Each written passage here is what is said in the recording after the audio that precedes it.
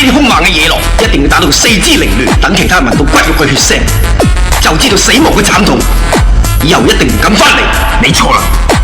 野狼雖然侵犯我哋五台山嘅菜園，但我哋出家人有好生之德。